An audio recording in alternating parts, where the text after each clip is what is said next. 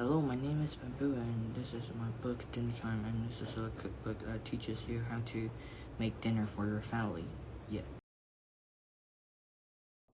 So every dinner starts with a starter, and we're making miso eggplants.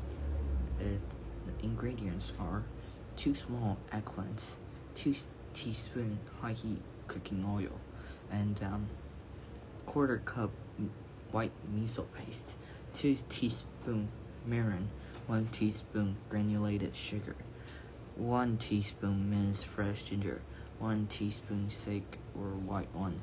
To garnish, chopped scallions, toasted sesame seeds, lime or lemon wedges, and toasted sesame oil.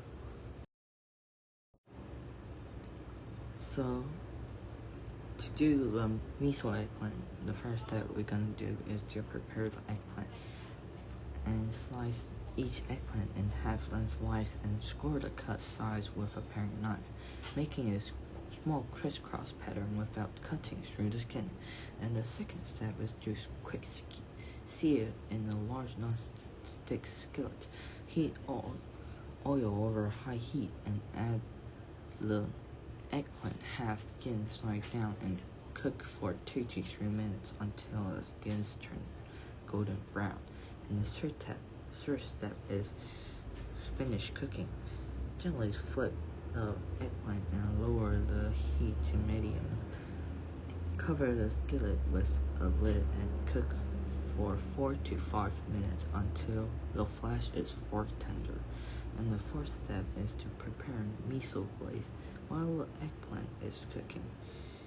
Combine miso paste, mirin, sugar, ginger, and sage in a small bowl. And the fifth step is to glaze and bake. Place the eggplant half skin side down on the prepared baking sheet. Brush the flesh in half of the miso glaze using pastry brush. Bake in the preheated oven for 3 to 5 minutes until light golden brown and tender.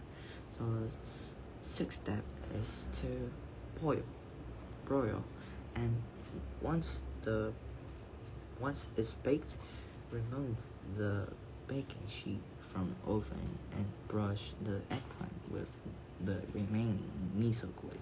Preheat the oven to broil and return the sheet to the oven. Broil for 2 to 3 minutes until the surface is golden brown.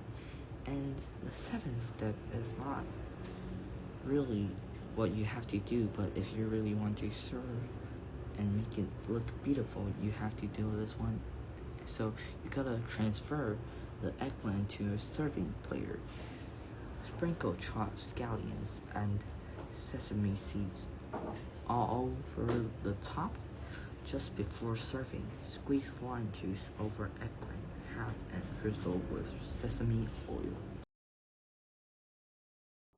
So, of course, you're gonna have a main dish, and the main dish, sometimes we like meat, so making cast iron ribeye is a nice choice. And the ingredients are 2 bone and ribeye steaks, about 1 pound at room temperature, kosher salt, and black pepper to taste, and high heat oil for searing, 4 teaspoons unsalted butter, 2 sprigs of fresh rosemary, and 4 garlic cloves crushed. So, the first step, place a wire rack on the rimmed baking sheet, pat the steaks dry, and generously season on all sides with salt and pepper.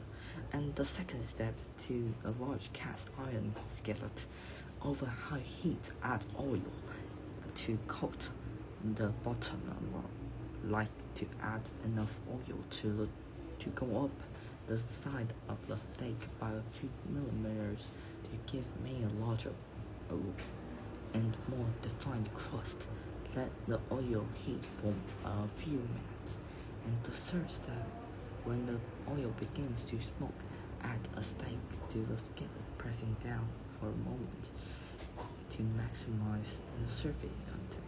Do not cook one steak at a time so you don't overcrowd the pan. Do not touch the steak and leave it alone. Allow the crust to form. For the first step is after 2 minutes, split the steak, cook for the same amount of time on the opposite side, allowing it to cook evenly and achieve a crust. And the fifth step is using tongs. Lift the steak and sear the edges, gently rolling it around in the skillet while holding the steak against the skillet. Be careful to pour out the oil, returning the skillet to the heat, and add 2 tablespoons of butter. When the butter has melted, add 1 sprig of rosemary and 2 garlic cloves. And the sixth step is using a large spoon. Baste the steak with butter or flip the steak a few more times to coat with the flavor. Remove the steak. Desired doneness 134 Fahrenheit for medium rare to 145 Fahrenheit for medium. Transfer the steak to the wire rack to rest for 5 to 7 steak minutes, placing a rosemary and garlic on top. Remember, the steak will continue to cook once off the heat. Wipe the pan clean and repeat to cook the remaining steak.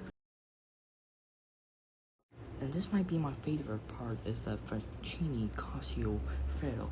The ingredients are 11 pounds fettuccine and 3/4 cup brown butter and 1 cup heavy cream, 1.5 teaspoon kosher salt, and half teaspoon freshly ground black pepper, half cup freshly grated Parmesan cheese, and half cup freshly grated Romano cheese. Chop fresh parsley to garnish.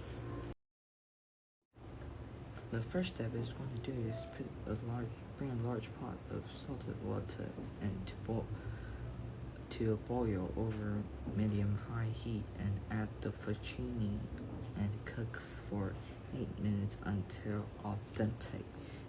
If using fresh pasta, cook for about 3 minutes or until the pasta begins to float to the surface. The second step is, while the pasta cooks in a large saucepan, heat the butter and cream over low heat. When the butter has melted, add the salt and pepper. Increase the heat to medium and add about half cup of pasta water and both cheeses. Whisk until the cheeses have melted and the sauce thickens. It only takes a few minutes. The sauce should be thickened by the time the pasta is done cooking. And the third step is use tongs. Transfer the cooked pasta straight from the pot into the sauce. Mix until fully coated, adding more pasta water if needed to thin out the sauce. 4. Serve immediately if you want to on slightly warmed plates and garnish with parsley. So, after dinner, you have to have some sweets, and tamale might be your best choice because it's full of sweet and healthy because inside there's fruit. And the ingredients are 1 pound of fresh fruits such as strawberries, grapes, or mandarin orange segments, and 2 cups of granulated sugar, 1 cup of water. And making tahulu is very easy. You just have to follow a step. So step 1 is line a baking sheet with parchment paper and prepare an ice bath by combining cold water and ice cubes in a medium bowl. Set both aside. And the second step is you have to wash the fruit and thoroughly pat it dry with paper towels. Any moisture on the exterior of the fruit will prevent the sugar coating from sticking. Spread the fruit onto wooden skewers, just 1 to 3 pieces per skewer set aside. And the third step is that in a small saucepan, combine the sugar and water. Bring to a boil over medium-high heat. And the fourth step is that clip a candy thermometer to the pan and monitor the temperature until it reaches 300 Fahrenheit, about 15 minutes. If you don't have a candy thermometer, test by dipping a skewer into the sugar mixture and then into the ice bath. It hardens immediately, not sticky but fully hardened. It's ready. And the fifth step is dip each fruit skewer into the hot sugar mixture and then quickly plunge into the ice bath to harden. Place on the prepared baking sheet and then repeat with remaining skewers. Serve immediately.